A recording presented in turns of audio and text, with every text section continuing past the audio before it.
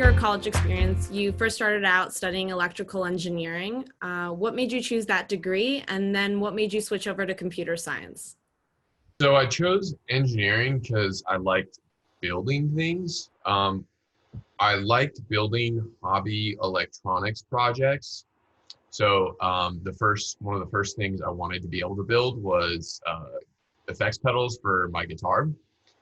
And electronics engineering seemed like a good option for someone like me who wanted to potentially build products and start companies selling those products. I switched to CS once I learned that it's a lot easier to start and scale a business because the whole you're producing bits, not atoms thing. Um, it was hard to know from the beginning that CS was like the ideal profession for me because it was a lot more abstract than electrical engineering. It wasn't like tangible. It was hard to conceptualize like how these products operated as businesses and turned profits. But once I got more exposure to it, it was clear that CS was the field that I really wanted to be in. Fantastic. And so you're starting to get a better sense of what it is to be a computer scientist, and you're nearing the end of your time at university, and you start thinking about what kind of jobs that you want to pursue. Were there any factors that you were looking at as you were evaluating jobs that you wanted to go after? So primarily I wanted to get paid. So I think ultimately that hindered me a little bit because my expectations weren't as high as they should have been. And I ended up taking the first job offer from the first company I interviewed at. It was literally the first company I talked to at a career fair. So I didn't have as much understanding on like the types of jobs you want to take out of college. And it was more like a fear-based decision of like, oh, I'm an adult now. I need to make money. This is the job offer on the table right now. I'll take that. So I guess looking back on that, would you have any advice for anyone who's nearing graduation about how they should think about these things? I've spent some time thinking about like what I would have done differently. I think one, my GPA wasn't the greatest. So I think that was probably the main reason I sold myself short. I don't think GPA is actually that important, especially if you're targeting like top tech companies like in the Bay Area. I don't know how it will be in the future for anyone applying to jobs down the line, but as of right now, it's a very standardized process, and it's kind of like prepping for the SAT. You can just practice it and get good at it. So that's for advice for getting the job offer. As far as evaluating what types of companies you want to work at, you want to work on a problem that is important. Ideally, you find an opportunity that you join semi-early, where like the existing infrastructure isn't so complicated, and you can just by the number of engineers, your contribution can kind of be more significant. And ideally, the company scales, and then you get to kind of like ride that rocket ship and experience the life cycle of a successful company, and you can grow tremendously in that. That's really hard, right? That's the $1 million question. Like what early stage company is really going to succeed? So I think some proxy criteria, work with really smart people. And you can kind of like gauge this by like your interview loop, like what kind of companies have a lot of traction on things like Crunchbase and stuff. Solving a problem, I think engineers generally target, like especially out of college, the general consensus is like, I want to work on the hardest problem so that I can grow the most. And I don't think that obviously working on really hard problems is super important, but I don't think it's the only criteria. You you can work on problems that aren't like technically the most challenging. Like you don't have to be working on like cold fusion or rocket ships to really grow technically. I think you can be working on problems that have like big impact. Um, and you can grow a lot that way. So work on a problem that you kind of care about. It doesn't have to be sexy. It just has to have the potential of being important. Work with really smart people, and kind of the earlier you can join, the better. You can learn a lot of good, like best practices joining like a thing, so like a Facebook or a Google or an Apple, which can be really, really helpful out of college. Uh, but like that might give you 95% of the mental model, but you really want to be able to like build a lot and move as quickly as possible. And I think that generally happens at earlier stage companies. So yeah, that's my advice on evaluating companies to choose to work at.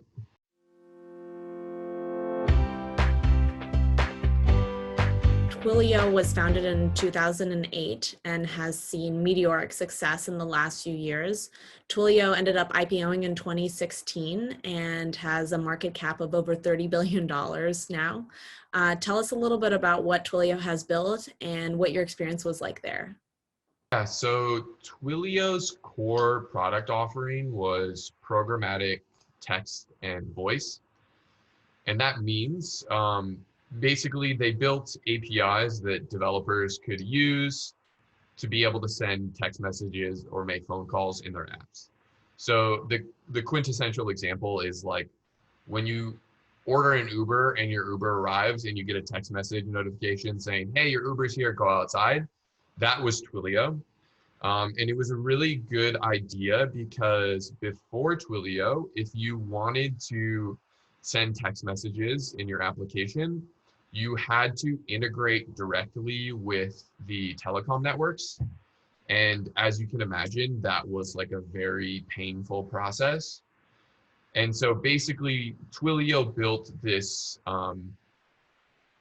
proxy layer in between the developers and the telecom networks that made it really easy to integrate with the telecom. And so that's what Twilio did. So that's what Twilio does. Got it. And what was it like working there? So I joined Twilio at an interesting time. I kind of caught the tail end of it being like a medium-sized company. And by the time I left, it was a pretty large company. Um, so the culture changed. I think when it was a medium-sized company, it still had a startup-y feel and a lot of the cultural values that it had established and were important to it when it was an early stage startup. That culture was kind of still there. As it grew, I think when I joined, I don't know the exact numbers, but the headcount was like less than 1,000. And by the time I left, it was like greater than 3,000 in that ballpark, I think. So it just became a lot bigger. Like a funny example, when I joined during like our company all hands, Jeff, our CEO, would individually introduce all the new hires. I think my cohort was like 8 people. And then within a year of working there, the cohorts were like 50 people. And so they quickly got rid of the process of like Jeff specifically introducing every new hire. So we were just growing really, really rapidly. And I think the culture, I think when a company gets to a certain size, it rightly so transitions its culture from like moving fast and innovating to kind of like preserving the value that has been built. One of the cultural shifts that I observed was kind of like a transition from an engineering centric organization to a sales centric org, which was very good for our market cap and stock price. But it had like impacts on the culture and the engineering organization. Let's unpack that a little bit. That's interesting. So what you're saying is that you felt like the innovation or maybe push for certain features was coming more from the sales side, or what exactly was the shift that happened? There was just a very high priority placed on sales. And so I think obviously it differs from BU to BU. But for my group, there was a very high pressure to deliver things that sales promised in order to close deals.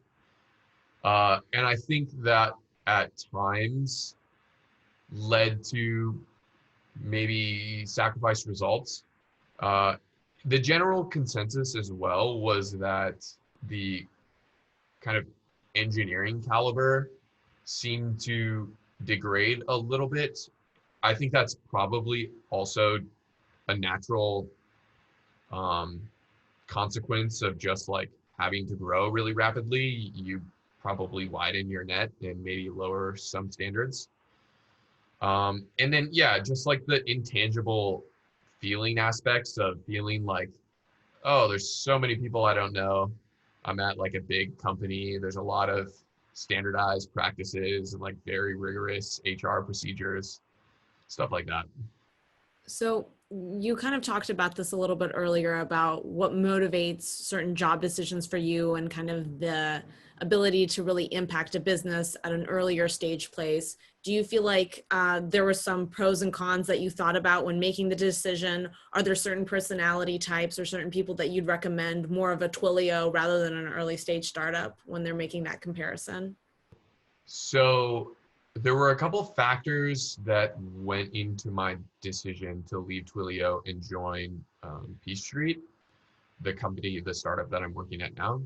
Um, for me personally, I have always kind of been entrepreneurial. And so I wanted to be in an environment where the things I was learning, the problems I was solving, the work I was doing was a little bit more related to the exercise of starting your own company.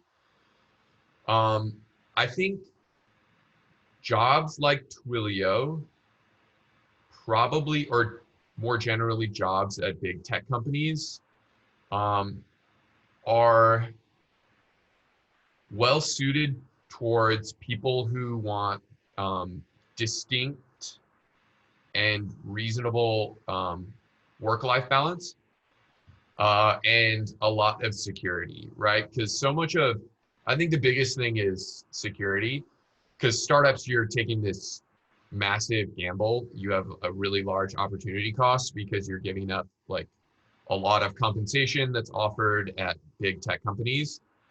And as I'm sure most of your listeners are aware, that tech compensation is a large portion comes from equity. So you usually get like your total comp is composed of your base salary and then your equity compensation. And it's usually split halfway. So if you move to a startup, usually you get less base. Peach Street pays really well, so you got like comparable base. But basically, your equity comp, you're hoping the company has some liquidation event down the line, and the equity comp that you received when you joined has grown tremendously in value. But as of right now, it's not liquid. So you basically, you're sacrificing that and gambling that it's going to be liquid and it's going to increase in value. So there's a big gamble, there's a big opportunity cost there. Like if you work at Facebook and you're getting 150K a year in equity, you could sell that and put it in index funds or use it or invest it in any other way you saw fit. So if you're risk averse, it's probably better to optimize your compensation at a big tech company. And also, if you're not really like if you're of the opinion that you kind of like work to live and when you check out of your job you don't really want to think about it, then you're probably going to have an easier time maintaining that clean degree of separation at a big tech company. At a startup, I think it generally skews towards like more work obsessive types, who, you know, are constantly thinking about the problems they're working on and constantly working and want to move really fast and want to grow really fast. So if you want those kinds of things and you are a gambler at heart, then maybe a startup is for you.